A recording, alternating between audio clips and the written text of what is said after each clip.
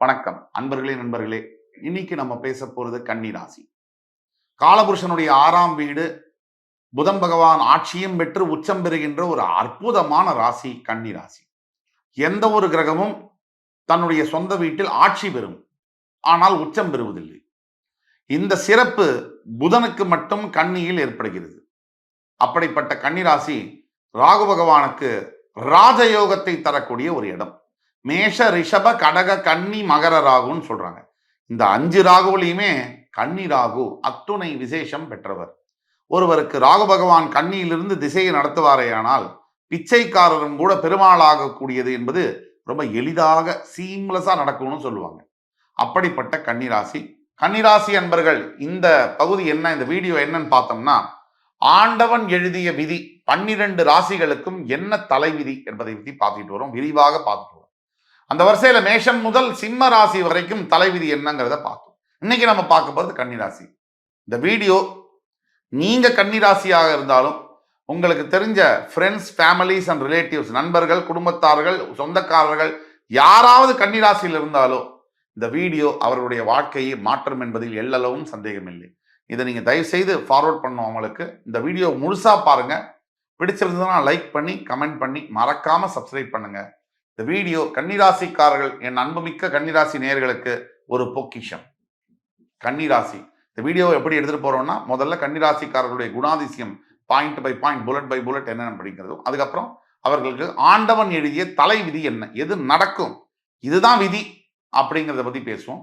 நீங்க எதை எதிர்பார்க்கலாம் அப்படிங்கிறத பத்தி பேசுவோம். அதுக்கப்புறமா கடைசியா இதற்கெல்லாம் தீர்வு இருக்கா, இருந்தால் என்ன, எல்லாத்துக்கும் தீர்வு இல்லை, எதுக்கு தீர்வு இருக்கு, எதுக்கு என்ன செய்ய வேண்டும் என்பதை பற்றி விரிவாக பார்ப்போம். கன்னிராசி. முதலாவதாக கன்னிராசிக்காரர்கள் ஹைலி நாலேஜபிள் பீப்புள். எந்த ஒரு விஷயத்தையும் உங்களால சிறப்பாக ஹேண்டில் செய்ய முடியும். இந்த கைக்குள்ள போய் வெளியில வர்றது, எந்த ஒரு விஷயத்தையும் நிதானத்துடன், பேஷன்ஸுடன், பொறுமையுடன் ஹேண்டில் செய்யக்கூடிய ஒரு ராசி கன்னிராசி. ஹை நாலேஜ் இருக்கும். உலக ஞானம்னு சொல்லுவோம், விஸ்டம்னு சொல்லுவோம்.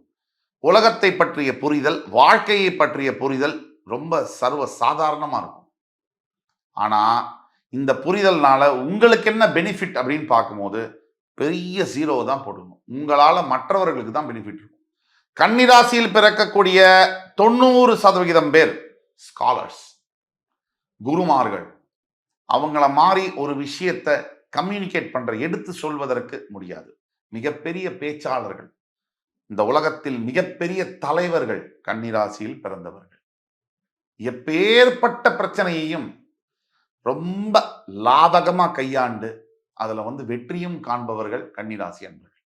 அப்படிப்பட்டவர்களை பற்றி தான் குணாதிசயம் அவங்களுக்கு இயற்கையில கடவுள். இதுல 4வது குணாதிசயம் என்னன்னா, 4வது பாயிண்ட், கன்னிராசி அன்பர்களாகிய உங்களுக்கு இதுவும் உண்டு. எல்லாமே தெரியும் எனக்கு அப்படின்னு நம்பிக்கிட்டு சாதாரண விஷயத்துல கோட்டை விடக்கூடிய ஒரு விஷயமும் உண்டு. எல்லாமே தெரியும்னு நம்பி சின்ன விஷயத்துல கோட்டை விட்டுருவீங்க, பெரிய விஷயத்துல ஈஸியா ஹேண்டில் பண்ணிட்டு. இதை நீங்க கவனமா பார்த்துக்கணும். இந்த மாதிரி கோட்டை விட்டுட்டு பின்னாடி அதை நினைத்தே வருத்தப்படுவது என்பது ஒரு இயல்பாக இருக்கும். அதை நீங்கள் கவனமாக கையாள வேண்டும். பெரும்பாலான கன்னிராசி அன்பர்கள் சுயநலவாதிகள்னு சொல்ல மாட்டேன், சந்தர்ப்பவாதிகளாக இருக்கக்கூடிய வாய்ப்புகள் உண்டு. ஒரு சந்தர்ப்பத்துல எப்படி வேணுமோ அந்த மாதிரி தன்னை மாத்திக்கக்கூடிய இயல்பு இருக்கும். அந்த மாதிரி இருந்துட்டு பின்னாடி ஒரு பெரிய விஷயங்கள்ல இந்த சந்தர்ப்பவாதத்தனத்தினாலேயே மாட்டி லாக்காரு. இப்ப நீங்க ஒரு சந்தர்ப்பவாதத்தனமா இருக்கீங்கன்னு சொன்னா அது ஏதோ ஒரு சந்தர்ப்பத்துல வெட்ட வெளிச்சமா தெரிய வந்துடும், அதனாலேயே மாட்டிக்கிறது. 12 ராசியில 11 ராசிக்கும் நல்லவர்களாக இருக்கக்கூடிய ராசி கன்னிராசி.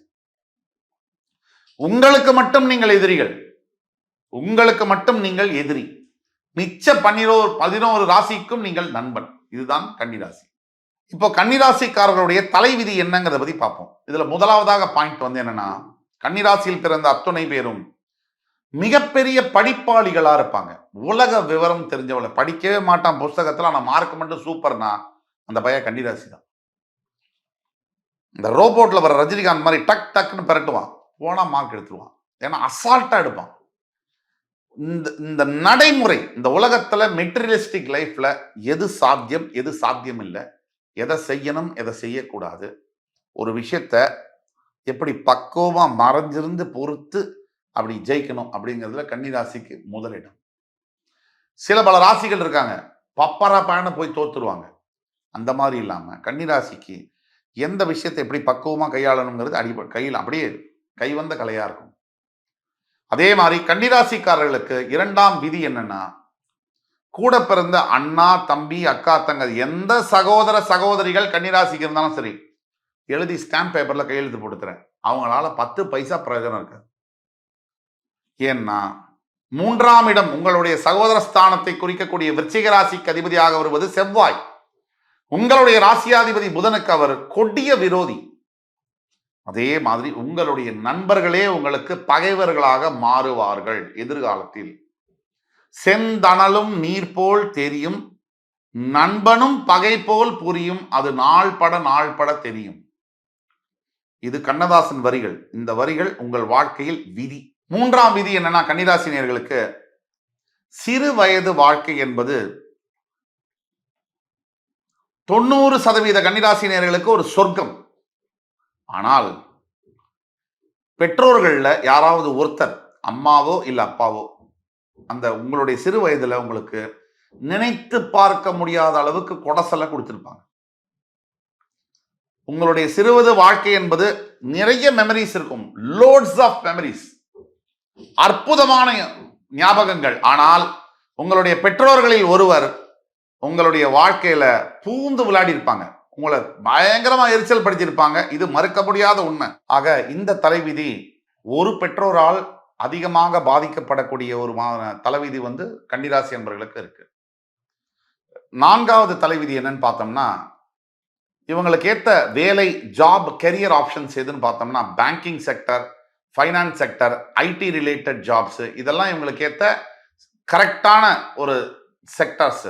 ஆக வேலை வாய்ப்பை பொறுத்த வரைக்கும் நாம் சொன்ன செக்டர்ஸ், இந்த finance related, chartered accountant profession, இந்த மாதிரியான இதில் உங்களுக்கு சக்சஸ் அதிகமாக வரும். இதுதான் உங்களுடைய தலைவிதி.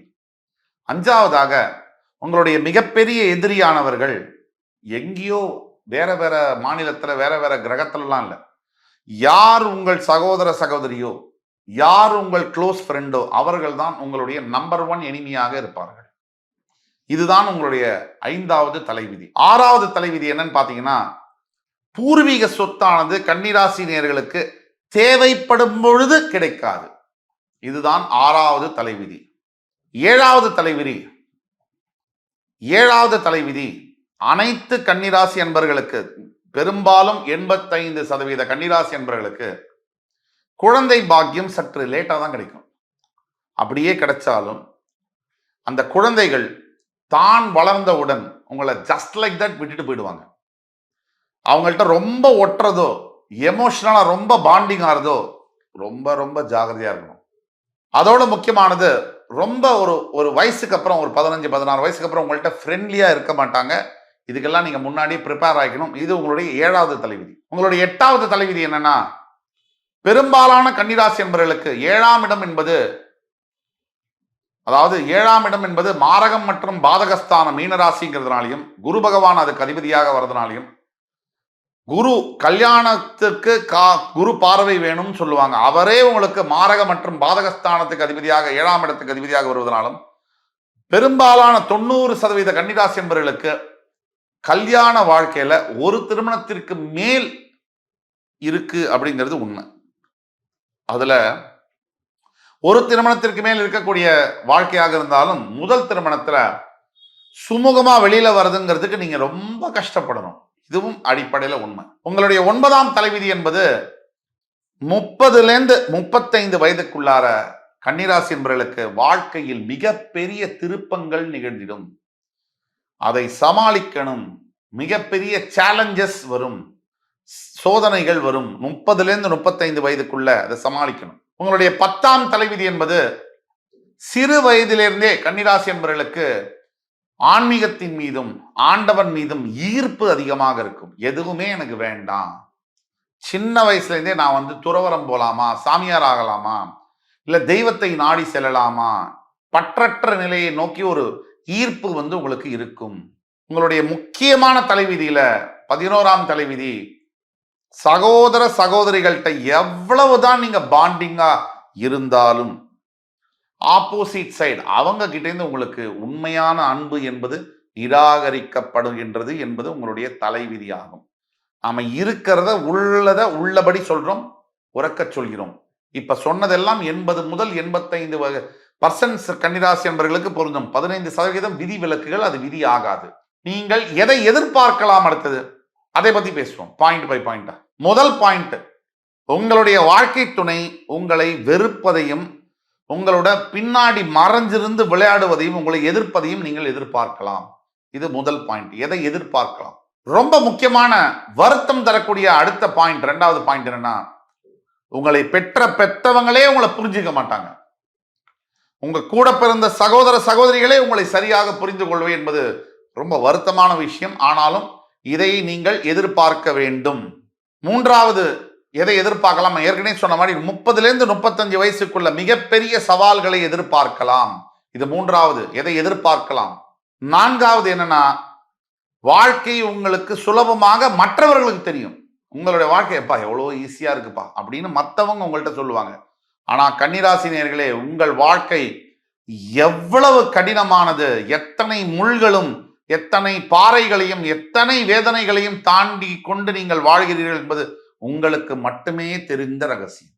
ஐந்தாவது எதை எதிர்பார்க்கலாம்? நீங்க என்னதான் தண்ணி மாதிரி உங்களோட பிரதர்ஸ் சிஸ்டர்ஸ் ஃப்ரெண்ட்ஸுக்கு செலவழிச்சாலும் எழுதி வைத்துக் கொள்ளுங்கள் கன்னிராசி நேயர்களே, அவர்கள் கிட்டேந்து 10 பைசா உங்களுக்கு பெனிஃபிட் வராது. இப்ப தீர்வுகள் என்னங்கிறத பத்தி பார்ப்போம். முதலாவதாக நீங்கள் உங்களை கவனிச்சுக்கணும். மற்றவர்களை கவனிப்பதை விட மேல உங்க மேல நீங்க கவனம் செலுத்த வேண்டும். இதுதான் ஃபர்ஸ்ட் தீர்வு. இரண்டாவது, தஞ்சை மாவட்டத்தில் இருக்கக்கூடிய திருவெங்காடு ஸ்தலம் புதன் ஸ்தலத்திற்கு சென்று செவ்வாய்க்கிழமை இரவு தங்கி புதன்கிழமை காலம்பர திருவெங்காட்டில் இருக்கக்கூடிய புதன் பகவானுக்கு அபிஷேகம் செய்து வருவது என்பது கண்டிப்பாக வருஷத்திற்கு at least once in a year நீங்க செய்யணும். மூன்றாவது, கொஞ்சம் விசாலமா யோசிக்கணும். லாங் ரன்ல நீங்க உங்களை பத்தி கொஞ்சம் யோசிக்கணும். உங்களுடைய ஃபியூச்சரை பத்தியும் நீங்க கணக்கில் எடுத்துக்கணும். அந்த மாதிரி யோசிக்கும் போது மற்றவர்களை டோட்டலாகவும் அவாய்ட் பண்ணக்கூடாது, டோட்டலாகவும் அவங்கள தலை மேல தூக்கி வச்சுட்டும் ஆடக்கூடாது. நான்காவது தீர்வு, எப்பவுமே உங்க வாழ்க்கையில மிகப்பெரிய குழப்பங்கள் வரும்போது சிம்பிள் சொல்யூஷன்ஸை நாடுங்க. மிகப்பெரிய பிக் ரெமெடிஸ் தேவையில்லை. பெரிய பிரச்சனைகளுக்கு கூட சிம்பிள் சொல்யூஷன்ஸ், ரொம்ப சுலபமான தீர்வுகள் என்பது உங்களுக்கு வரும், உண்டு, அது வசப்படும். அதை நீங்கள் தான் நாடி செல்ல வேண்டும். ஐந்தாவது மிகப்பெரிய தீர்வு, யாரையும் நீங்கள் நம்புவதற்கு முன்னால் ஒரு தடவைக்கு 3 தடவை யோசிச்சு அவங்கள நம்புங்க. Don't trust anyone, or at least think thrice even before you trust anyone. அன்பு கூர்ந்த கன்னிராசி நேயர்களே, இப்ப நாம சொன்ன உங்களுடைய குணாதிசயங்கள், ஆண்டவன் எழுதிய தலைவிதி என்ன, நீங்க எதை எதிர்பார்க்கலாம், அதற்கு என்ன தீர்வுங்கிறத பத்தி விரிவாக பேசணும். அடுத்து வரக்கூடிய காணொலியில் இதைவிட இன்னும் சிறப்புமிக்க தகவலுடன் உங்களை மறுபடி சந்திக்கும் வரை உங்களிடமிருந்து விடைபெறுவது உங்கள் சுபாஷ் பாலகிருஷ்ணன். நன்றி, வணக்கம், வாழ்க வளமுடன்.